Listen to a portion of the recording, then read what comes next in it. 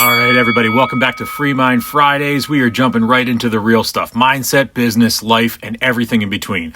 Today, I've got my man, Clifford Starks, on, and if you don't know him, you should. Former UFC fighter, now a high-performance coach, entrepreneur, and author of The Fighter's Formula. We're talking about mental toughness, self-belief, and why people are the biggest roadblocks in their own damn lives.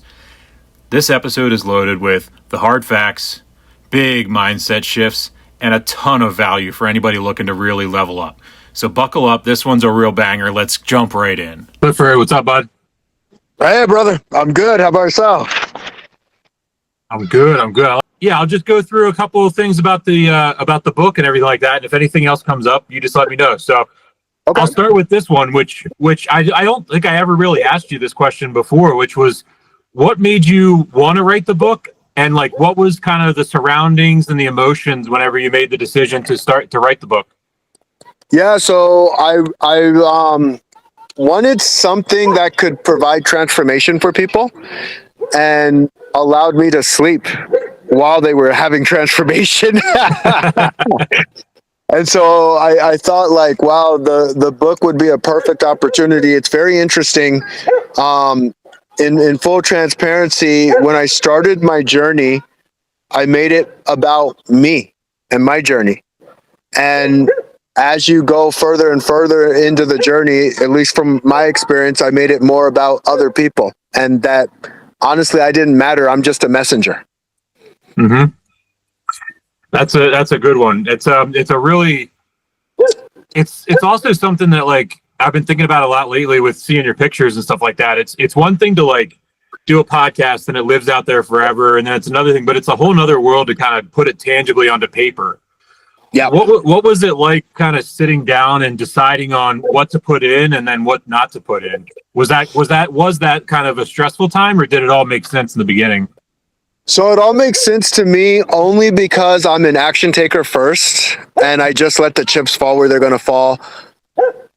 One thing that I've learned as an athlete, people who love you are going to love you no matter what. And people who hate you are going to hate you no matter what. And then there's everyone else in between. So I knew that I could write the book, and the people who love me would find some insight that they got from the book. The people who hated me were going to think it's complete trash and I'm trash and I suck, and that's okay. They're free to their opinion. And the people in the middle, it's the people in the middle who I'm really writing the book for. They're going to help me polish it, make it better, make it tighter, and find ideas like, oh, okay, they like this, but they didn't like this. So I can switch this, I can change this, I can move this. And this first edition, it was like my rough draft of it version, because I'm doing a rewrite. I'm Nice. rewriting it, and I'm planning on having it out by April. I believe this will be my last rewrite because I'm putting a lot of energy into it. And I'm putting a lot of energy into it because when I was a fighter, I didn't even know what I didn't know, right? You don't know what you don't know until you get in there. And then you start realizing, I sucked here. I wasn't very good here. I made this mistake over here. So now I can see it. So the actions put me in a position to go, oh, I can do this here, and I can change here, and I can change here. And I'm not only doing it with my own eye. I have a ghostwriter who's supporting me. And it's been a phenomenal experience working with her, because she's so hardcore, and I mean that in a good way, where I feel very confident going in writing this book with her. Very cool. What would you say, like, if you were to sum up the entire book in a couple sentences, kind of how would you describe the book?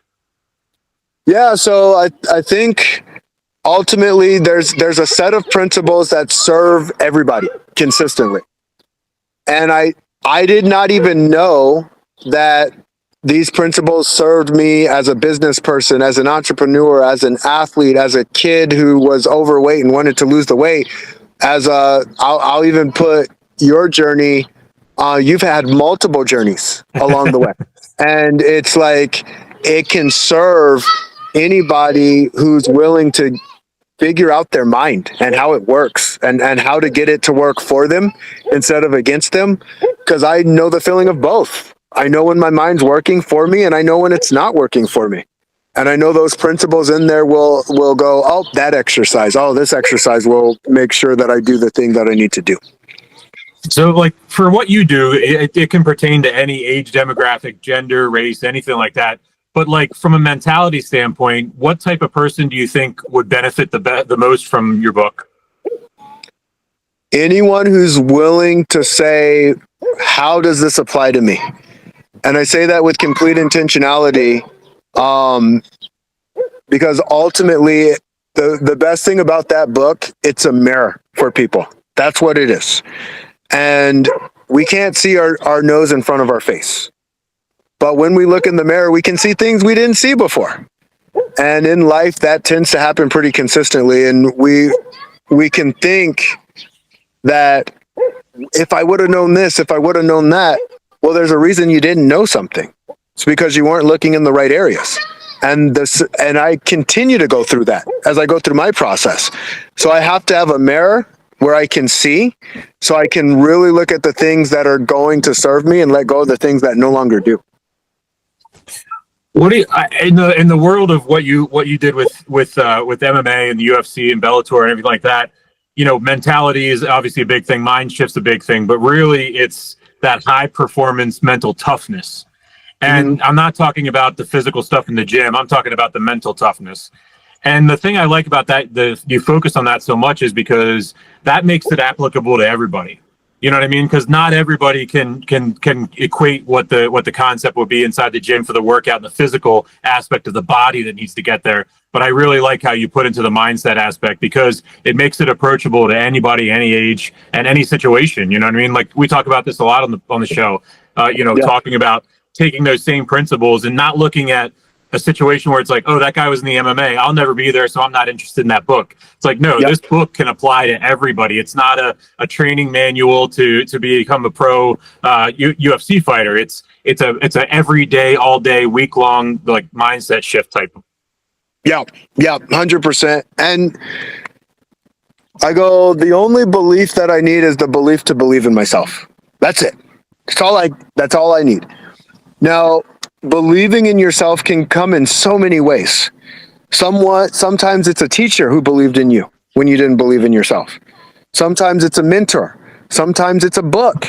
And so the book, it's that mirror that holds to people, but it holds to people in possibility and not in breakdown. Not to make them feel like, oh, you piece of crap. Oh, you need to get this right.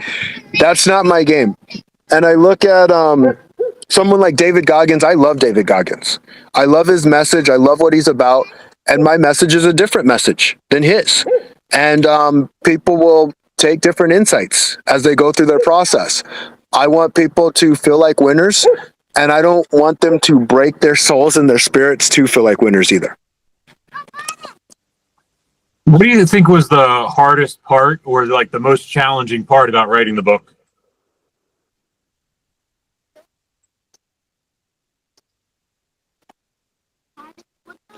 My crazy answer is myself, because it's always us. And the reason I say that, we have 1,000,001 things that we got to do in life. And high performers know this better than anybody else, or high achievers know this better than anybody else. And the reason I say that is because they went through the action of feeling through the fear. And it's not to say, oh, so you think you're better than. No, they're just more experienced because they actually took an action and realized, oh, it wasn't as scary as I thought it was going to be, because it never is. I think with that as well, it's like something like I'm learning a lot later is how important the routine and constant accountability and constant inventory is the only effective way to go. You know, I've tried so many times where it was like you check in with yourself every once in a while and things like that, but only until I made it a daily part of my life did I really start to feel like I felt success in that aspect. Yeah. And we look at like the daily pieces of writing a book, being a father, being a husband, living a life. And you get better and better at playing the game that you're playing. And the way you get better and better is by knowing that you don't have all the answers. Like, I know, for instance, as I look at you, you have a wealth of knowledge that can support me if I choose to see it. If I choose to see it. And you also have a wealth of knowledge that I can choose to ignore and not make my life better. And I go, oh, life's a game of everybody's my coach, like in one way or another. Even the ones who are teaching me not what not to do. Like, oh, don't do that. Don't do that. What I love talking to people about the process of things. So walk me through when the idea first entered your brain. How much time passed before it was like pen to paper, and then also in that, what is your process? What was your process like? Finally taking it from concept to starting to develop it. Was it like Post-it notes everywhere and a marker board or computer or? So the book was like, once I say I'm going to do something, I'm going to do it. Now, here's what's interesting. Sometimes I don't even know that I have a block that I have. If I don't know I have the block, well, then I don't even know what action to take. So I'll give you an example. The book, I knew that's what I wanted to do. And I knew my why. I want to transform lives while I'm sleeping in my bed. Like, I know a person can transform while I sleep in my bed. Clear cut. But I had one moment where I ended up asking a friend, I pitched a friend on a service of mine. And he's a good friend. And I started sweating profusely and like stuttering over my words. And I'm like, what the heck? Oh my goodness, I really do think sales is a certain thing. And I didn't even know what I didn't know until I took the action. Just like a person doesn't know they suck at riding a bike until they ride a bike for the first time and go, wow, I'm really not good at that thing.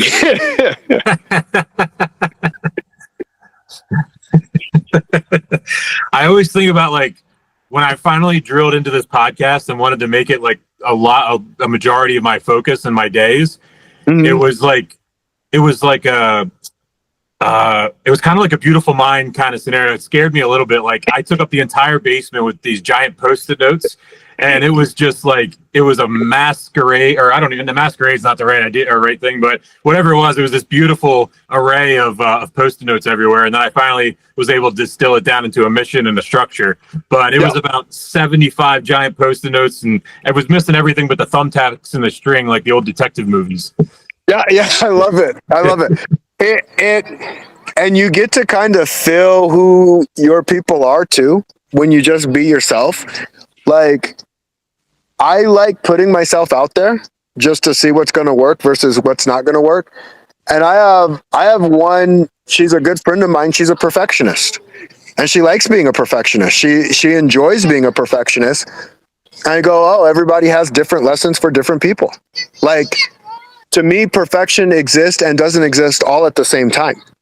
Because if you make a mistake, you actually are perfect for someone who's afraid to do something because they're afraid to make the mistake.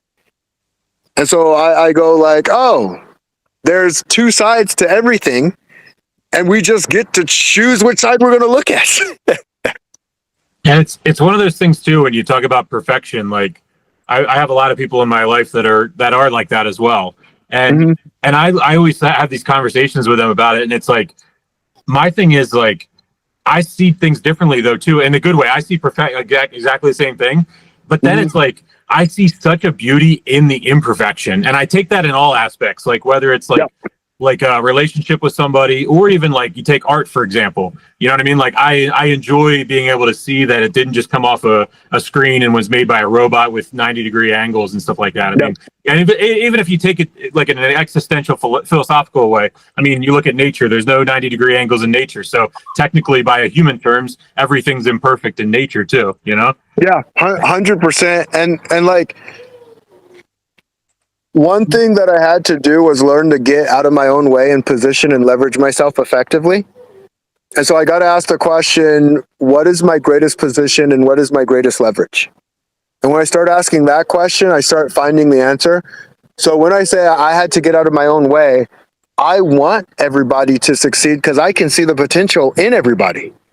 And I was making it harder because the people that I was chasing, and that's what I was doing, was chasing people who didn't want any part of it. Like, they're like, I don't want to be any better, and there's nothing you can do that's going to make me any better. and I would like force this thing on people instead of going like, wait a minute, why don't I go connect with the people who already want to get better? How about I start doing that? It's I've still been thinking a lot about our conversation with Dr. Breakthrough, and I've been like, there's the lighters are still in my head, but also the conversation about the backpacks and the bricks, and like you're talking about right now with carrying people, and it's yeah, I've been thinking about that conversation a good bit. When you were writing the book, what were there any surprises or realizations that caused like any shifts in your perspective, or you were like, oh, I didn't think about that, or that's Yeah, I have he's a good friend of mine. He's a millionaire and he didn't know how to read. I was shocked. And it inspired him because I want him to write his own book. I wanted him to write his own book because he's got a heck of a story. He just got a heck of a journey. And he was inspired by my book. One, to even share that he couldn't read. And then two, to say, you know what, I got to learn how to read because I want to be able to read your book and my own book. And I'm like, wow, that means a lot. And so every time you do something, you don't know what you're going to get from it. You just do it and then you see what you get. But if I would have guessed, like if I would have said to 19-year-old Cliff, hey, and when you're 43, you're going to find this multimillionaire who doesn't know how to read, who's going to want to write his own book, and that's why you should write the book. I would have laughed in that kid's face, like you lost your mind. There's no way. Yeah. What do you see some other books down the line after you're done the revisions? Do you see some other spinoffs or focusing? 100%. Because when I look at the fighter's formula, I was talking with my marketing strategist and he says, do you know why we niche? Why we go into a niche? And he goes, we don't have enough money to connect with everybody in the world. There's just not enough money. It would be a waste of resource.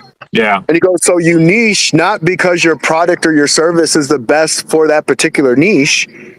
You niche is because they either understand it, they're aware of it, they get it, they're dealing with the problem and they want the solution, and your product or your service has it. Yeah. What I know you talked about connecting with other people, but I mean, is there as far as your bigger philosophy and movement? I mean, let's reiterate too, so that anybody remember as well, what type of your goals and impacts are for the book. So what are my goals? What are my goals for the book? Yeah, like what type of impact do you hope that people take away from it? To realize how badass they are, like how really badass they are, and how shitty they can be too. And I say that with complete love on both directions. I think when we can see all the pieces of ourselves, then we can take action. And when we see all the pieces of ourselves without judgment, but with observation, we can become the person we wanted to become and be on our deathbed and say, wow, I lived a hell of a life. I lived a life worth living. If you were to give somebody one piece of free advice today as an appetizer for the book, what would it be? The book is $17.99. Don't look at price in anything. Look at what opportunity am I going to get for what I'm doing. Because I also listen, I like reading comments. I love it. And I get to hear people commenting and I go, oh, they're using their brain in the way they know how to use it. And that's not a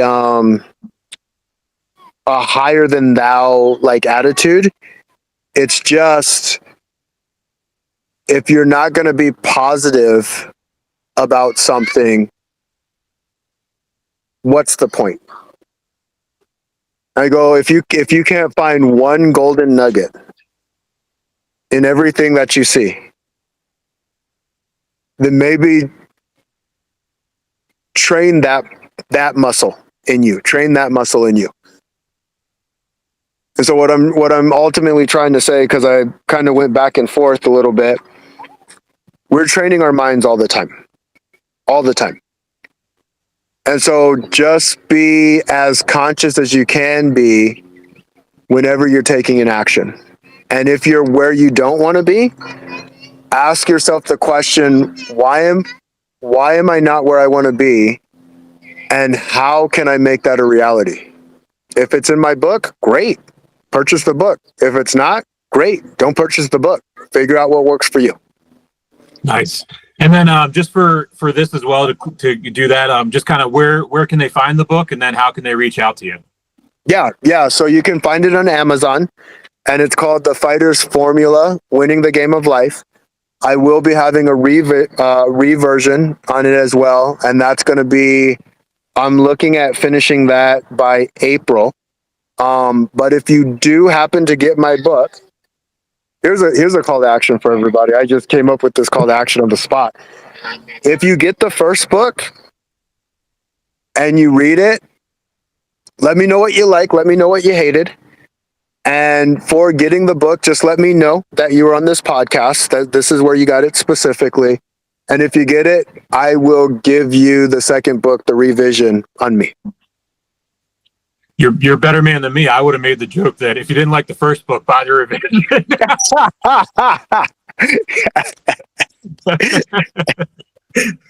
Nice, man. Nice. So I got that piece, and I also got the piece of everyone has different things and different ways of doing things. Our eyes are completely different, right? And one thing that I learned, I go, holy crap, we're all addicts in something. Like I'm like, wait a minute, we're all addicted to something. Some people are addicted to bitching. Like, I mean, they got that down and they don't even realize it. And so as I'm going through it, the way I helped a specific friend of mine who was dealing with an addiction, I thought about my addiction, my food addiction. I go, okay, how did I handle my food addiction? And then I go, holy crap, this is why this game's so interesting. So the high performers, they have a lull. When you get so good at something, that's your identity. And then when you switch, dude, I switched so easily, but it did mean I switched correctly. I switched easily. They're two different things. And when I learned, wait a minute, do I have to just believe in myself as an entrepreneur to get this to work? And yeah, as an athlete, I had to do that. As an overweight kid who lost weight, I had to do that. So why wouldn't I have to do that as an entrepreneur? And why did I not know that? Mm-hmm. And I go, oh, I wasn't talking to the people I needed to talk to. Because I tell people what they have to do. Like, look, if you're confident here, why would you be unconfident at this area? Why would you do that? You're already shooting yourself in the foot. Titus, stay over here. Come here. And so I go, oh my goodness, this game's actually simple. It's actually a simple game. You just have to put out your bait for people like yourself. People like you put out your bait, and then they get to trust you. And then in trust comes something. Whether that, well, they're paying me money. Whether that, well, they have a connection. Whether that, wow, that was a cool conversation. Whatever it may be, you're going to get paid in something. So I go, wait, this game's way simpler than we make it. Because when I first started, I'm like, oh, I got to get the message so perfect and so right, so that like people just start flocking to me like crazy. Just got to get it perfect. like moths on the porch light. Yeah. And I'm like, all right, how you get it perfect, Cliff? By sitting by myself. Alone. Sitting by myself, writing stuff down, thinking in my own story and solving problems that I've already solved. And I know they're going to have that problem, even though they haven't gone through the field, even though they haven't gone through it. I know that they know what I know. So I'm going to get the message so right. And it's like, oh, shit, I'm dumb. People don't realize how much time you have to spend alone in order to connect with a large amount of people. And there is a big irony to it, but they don't realize that there's a lot of isolation and preparation for. It's so true. It's so true. Like the biggest thing, because I go, oh, this isn't even a fair game because our brain likes things super fast. So our brain just wants to say, hey, you got a problem. I got a solution. Oh, crap. All right, let me just get my wallet out. My wallet's been burning a hole in its pocket forever. But now that you're here with the solution, thank you so much. And like biblically, what's so funny about it, Christ and Satan got the game so well. Like they got the psychology of life. Like they get it. They know how to ask questions. They know, because I go, oh, it's attract, nurture, convert, transform, and champion. And champion is just, it stands for putting referral systems in, where it's actually predictable and repeatable. And so I'm looking at it and I go, oh my goodness. Like one of my challenges, and I call them opportunities too, because they're both, because I make so many connections, I was just making connections with people nonstop. Just the more people I talk to, And I go, wait a minute, I don't follow up with the people who are actually interested because I want them to jump through the hoop right away. And then I go, oh wait, it's not my fault or their fault. I haven't used the tools or created the tools or put the systems in place because I'm a human being. There's no way I can keep up with it all. There's no way. Yeah, that's the toughest part about outreach and things like that. Like I do about 30 discovery meetings a week on here. And then on top of the episodes we shoot. And that same thing happens to me where like I have to like be very intentional about my follow-ups. Like it's like, because again, like you said, it's like if they don't jump in right off the bat, I got to make sure 2 weeks from now. And I'm also like, I used to do the whole very like every couple days, like nagging somebody kind of sales stuff. And I like, don't do that anymore. I'm very much like but that, like you said, though, it is hard inside the brain because I want to run, but I'm also trying to be like patient on somebody else's timeline and realizing we may be on different timelines, but with the same mission. Yep. And it was like, it's so hard because we never sit down and go, all right, I'm going to teach you about your brain. I'm going to teach you about all these stories that you're dealing with. I'm going to teach you about, and that was my first message when I started off. And what was interesting, I noticed something. High level marketers would have trouble writing my stuff for me. And they're like, there's something so authentic about you. It did not.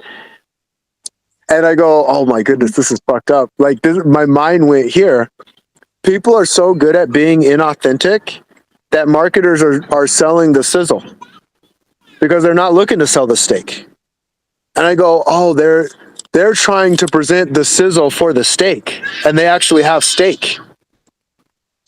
They're really, it's really, we're back to the McDonald's line where they spray a chemical on the buns to make it look like it's toasted. Yep.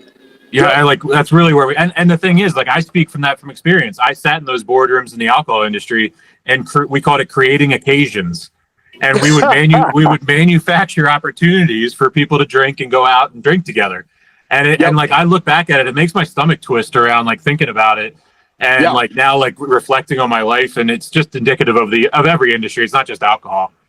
Yeah, well that's where it gets interesting, like.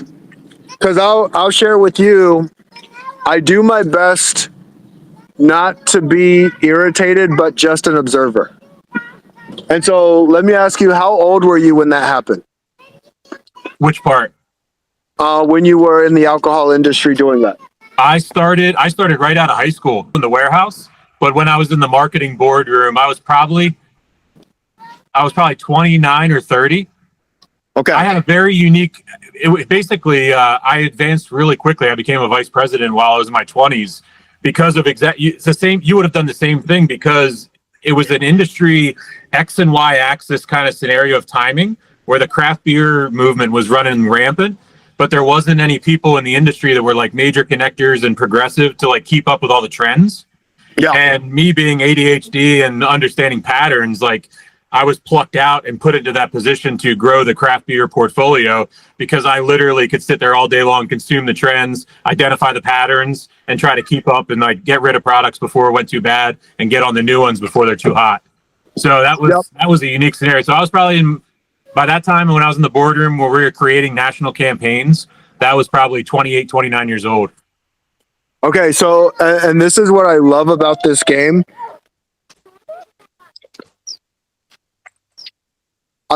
May I have a coaching moment with you? Absolutely. When your stomach turns, remember this. You are just a different person than what you were before. Yeah. Your age is different, your wisdom is different, your maturity is different. And so that overweight kid turned me into this 43-year-old man. If I never had that happen, I would never be who I was today. And so I'm thankful for every moment that I get. And what we do is like, I don't want to do anything wrong or bad or fuck up or make any mistakes. You're a 19-year-old kid. I have athletes who are in Brazil and they take steroids. And I'm not there to judge them because I'm in America. Like, I know if I lose my fight, I can just go get a job somewhere else. They're like fighting for keeps. It's So a whole different. I'm like, oh, well, that makes perfect sense. And so what I started seeing as I'm going through my journey was everyone's going through their process. Okay, let's go get some water. Everyone's going through their process, and they think their process is the most important process. I'm like, oh my goodness, no wonder this game's so hard. Because we are the most important person to ourselves. And ultimately, the best way to be important to yourself is, Zig Ziglar says it, help enough people get what they want and you end up getting what you want. Well, first you got to attempt to help people at getting what they want so you can realize how crappy you are at it. Because you're crappy at everything you do when you first start it. And then as you start getting better and better and better and going through the process,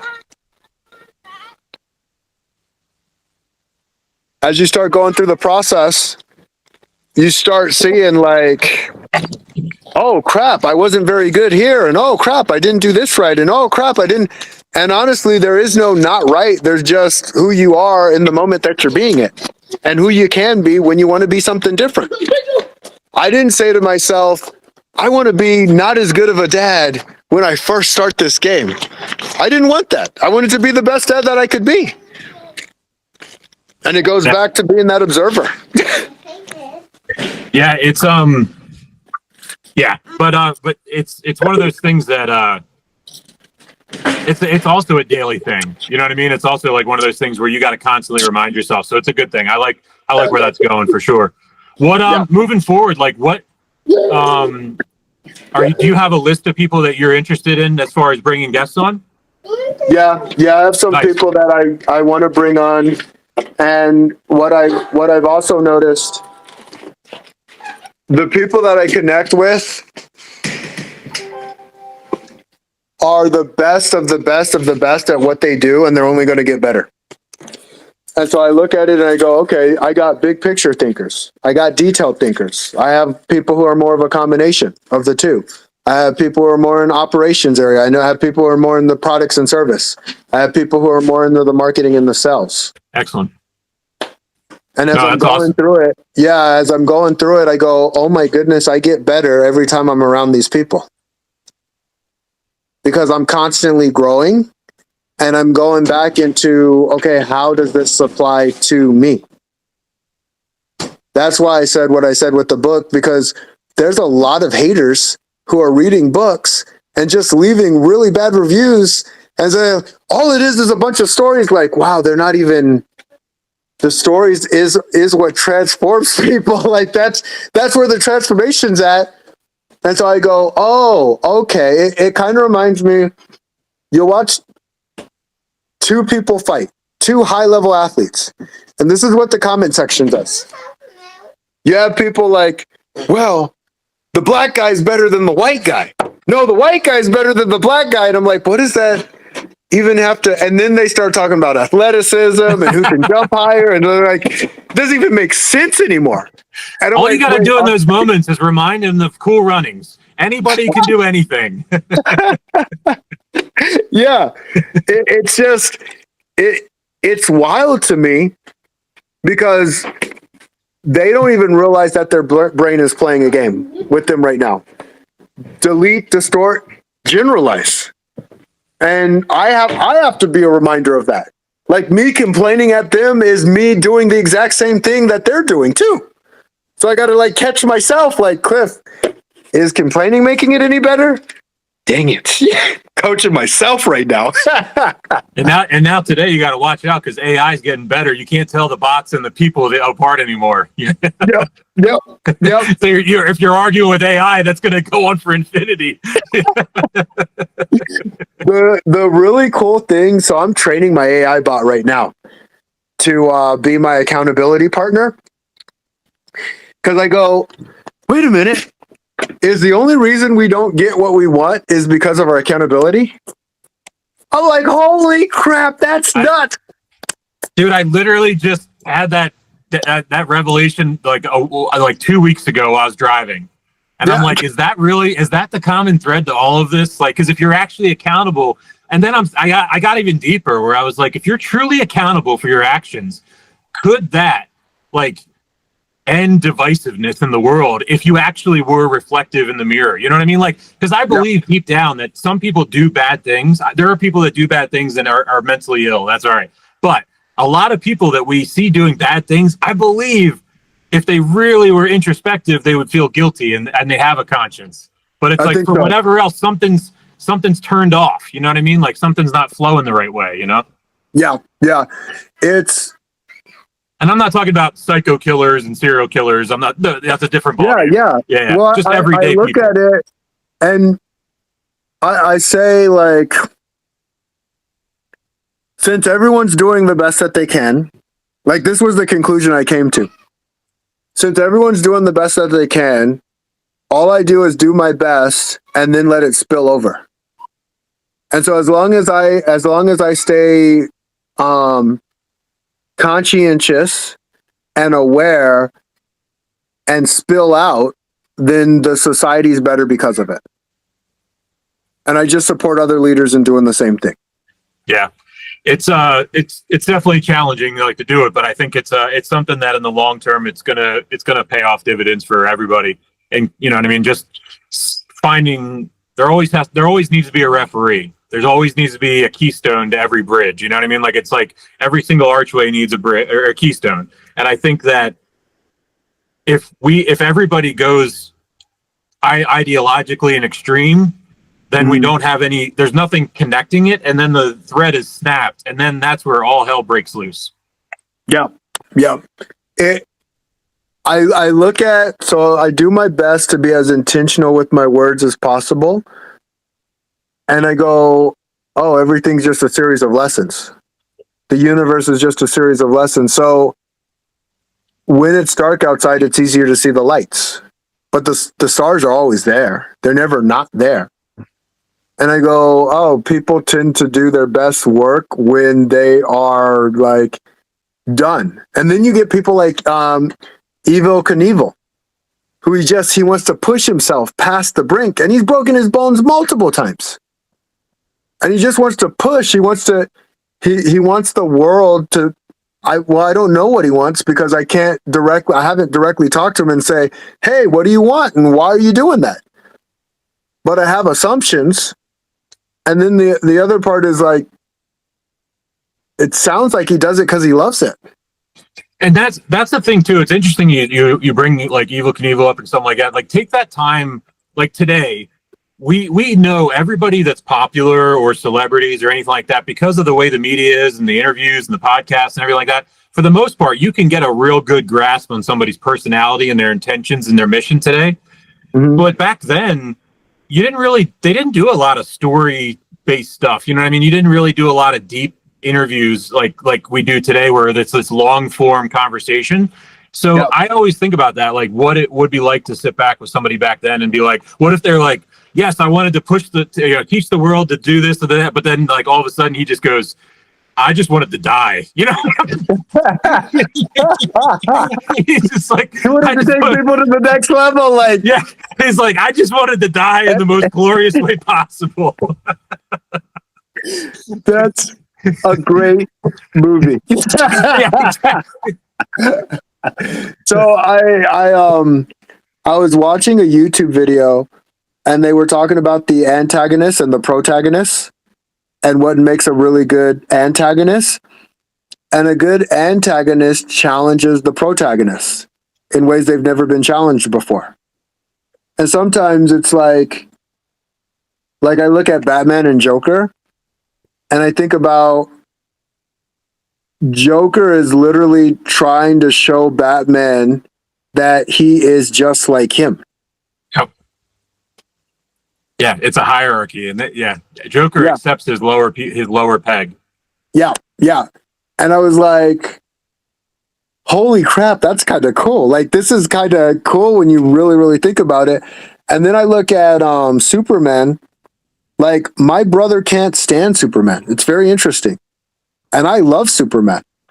And I love all the lessons from Superman. And my brother, and I, like, even on a political scale, you can kind of see who likes what by what they like fictionally. It's very interesting. And I go, that's fascinating, because what he doesn't like about Superman is he's this unstoppable being. He's not even human. He can't, he can do whatever he wants and however he wants to. He can't relate to people. He's unrelatable. And to me, I'm like, he becomes relatable because of the kryptonite. The kryptonite's the one thing that can shut him down, and human beings, it doesn't affect them at all.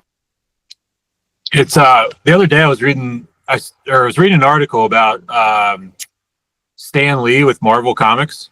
Mm-hmm. And like all of the different Marvel characters, I'm mixing up which it is. It's either they're all about different people in his life, where he took that character and like made that part of like their vice or like something he didn't like about them, I think it was. Mm-hmm. Or it was something, or the other, I can't remember now, I'm forgetting it in the moment. Or it was like different vices in his head that he was creating of like demons that he was battling and stuff. Like it was like I always thought the characters came out of a boardroom. But he was like, no, it's all my life experiences. Every character represents something from my life. I would love to hear that story. I'll have to find that article, and send it to you. Yeah, because you get the choice to either make use of something or not. And what I love about entrepreneurs and business owners, they're there for service. And the ones who are resilient enough get there to really serve at a level other people can't. Like, that's what I started seeing. I'm like, oh my goodness, there's a pattern here. And the pattern is you're so resilient that you get so damn good that people just can't say no to you. And so Stan Lee, he's taking something, his own personal demons, and using it for good. I mean, it doesn't get any better than that. Exactly, yeah. When you said about the entrepreneurs and stuff like that, I saw a huge shift in that collaborative entrepreneur world post-COVID. Like pre-COVID, like people weren't guarded, but they weren't necessarily like, I was doing the same thing, like 40, 50 discovery meetings, pitches every week. But there was like a lot of arrogant people and cocky people and stuff like that. Like not everything, but now it's like 80 to 90% of the people I'm like doing these discovery meetings with are just great, genuine, authentic people. And that's like a complete reversal of what I was used to. And I think, I don't know if it's my experience. Like, I almost feel like because my experience with COVID of flatlining on the business and everything like that, I wonder if that like did humble a lot of people. You know what I mean? Like where it's like, okay, you know what I mean? At any moment, everything can go away. So we do need to lean on each other. Yeah. Yeah. Yeah. I remember one of my biggest humbling moments was, this was when I was wrestling in high school, and I do my best not to speak arrogantly, but my body was showing arrogance. Like my chest was puffed out, and I'd walk like this. I'd have like this little strut, and I was like, I am untouchable. I don't know what else I'm good in, but I know I'm a good wrestler. Did you have fluorescent colored shoes? I should have. The way I was walking, I was acting like I did, and so I end up wrestling this guy, and I knew what was going to happen. I was going to pin him. Was what was going to happen. Well, what had happened was he threw me in the air, and I'm on my back, and in my head I'm like, oh shit. And I did my best to keep my other shoulder blade from touching the mat, right? I got out of it. How many lights were on the ceiling before you got out? Oh my god! Like I saw every one of them. How many did you count? I was not counting them because I was literally focused on that shoulder blade. I was so focused on it. I'm like, don't touch. And when I get out of here, I'm going to pin this one. Like it went from arrogance to anger. So I end up getting out. I end up pinning him. And it was such a great lesson for me. Everybody has 2 arms and legs. Well, everybody has 2 arms and legs. Not everybody has 2 arms and legs, but everyone that I wrestled had 2 arms and legs. And they could beat me whenever they beat me. And it was such a humbling experience for me. And I really held on to that one. I'm glad you said that one about the shoulder. As soon as you said the shoulder blade, it reminded, because I'm thinking to myself, I'm like, what's probably mine? And I know exactly. As soon as you said shoulder blade, I haven't thought about this in so long. I was in it was like a postseason AAU kind of thing. And I think it was like a Mid-Atlantic regional AAUs, and it was like in June or something like that. And I'm in the adult group. So I'm all like, these dudes are all out of shape, and I'm like in shape, and I'm like, this could be great. I was like, I'm 20 years old. These guys are 30, 40 years old. This could be perfect. And I go in with this one dude, and I'm getting him in, and I get him in a cradle, and I start going back out on the cradle. And then I forget what I was doing, but I got arrogant, and I was like, I wanted to stack him. And I was like, all right, I'm going to stack this dude.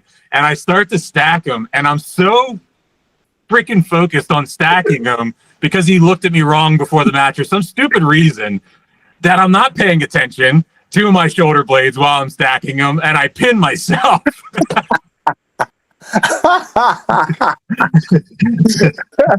Yeah, I'll tell you, like, because when the ref hit the mat, I thought I won. Yeah. Yeah, exactly. The biggest thing that I've learned as I've gone through my entrepreneurial journey, I'm like, they want to know we're human. Like, that's all they want to know. Like, they want to know that there's a human behind the mask. Because most people are like, all right, let me go put my mask on. Let me go tell everybody how amazing I am. Let me go show, like, let me go do, like, even the 30-second pitches. Like, I don't remember many 30-second pitches because they're all the same 30-second pitch. And I'm like, the one realization I made, because I had a pitch and then I was in the same room with the same people. And I go, well, you already know my pitch, so let me tell you why I do what I do. And that hit harder than the pitch. And so I'm like, wait a minute. I don't have to pitch. I have to get sticky to their mind. When I'm sticky to someone's mind, like, man, I got to connect with this person. I got to know more about this person. I got to know more about their story. And there's nothing better than, like, going through the highs and the lows of life. Like you go through the highs and lows. There's times where you're riding the top of the wave. You're like, yes, I freaking pulled this shit off. And then there's times where you're crashing in the sand like, oh. Oh. And the ones that get really good just keep figuring it out to the point they get so good they're able to teach others how to do the same thing that they did. I think that's the biggest thing is realizing, like, when you can realize and hone in, and every day it's a working thing, but when you can hone in on your true purpose that drives you, and then when you get to those pitches and those presentations, because there's always transactions, like you have to make money in life, so you got to pitch yourself. When you're pitching, like about 10 months ago, I shifted from like a pitch to exactly what you're talking about. I call it showing, not selling, where literally like I don't ask them anything. I don't ask them for anything at all. I'm just like, hey, here's what I do. Here's what I do. Here's what I do. And then I literally like, do you like what I told you so far? And then immediately I'm like, okay, am I going to get anywhere? And then I verbally will go into the pitch and stuff like that. But I sometimes, like, if I don't feel good energy from people and they're not understanding what it is that I do, I don't even go to the pitch. Like, I don't even go to the sales part, because I'll be like, hey, yeah, we'll follow up, you know, and just kind of let it disappear in the world of the ether. Because the fact is, what I learned the hard way, very expensively learned, was if they don't get it and they don't understand what it is you do, the entire time you're working with them, they will always question what it is you do. 100%. And it's like, and like, it's like, once I learned that lesson, I like was like, that's it. when I realized, like, I gotta get going, my brother, but when I realized all this is a game of lessons, I go, wait a minute, is this just a game of lessons in how you see the thing? Yeah, it's a game of lessons in how you see the thing. Because and at the end of the, able to pick off who your people are and who your people aren't. And at the end of the day, I'll close out with this. At the end of the day, when people look at who's successful, who's progressive, who's that, a lot of times it's those that understand history because they understand lessons. Yep. 100%. Hey, good talking to you, man. Yeah, you as well, my brother. They say if you forget history, it's doomed to repeat itself. The one thing people didn't add is you actually have to be intentional with knowing history, because there's so many nuances in it that just them playing it on a screen somewhere, you're going to miss most of the lessons. Yep. Excellent, man. All right, you have a good rest of your day. Enjoy those kids. Appreciate you. Have a great one. Take care.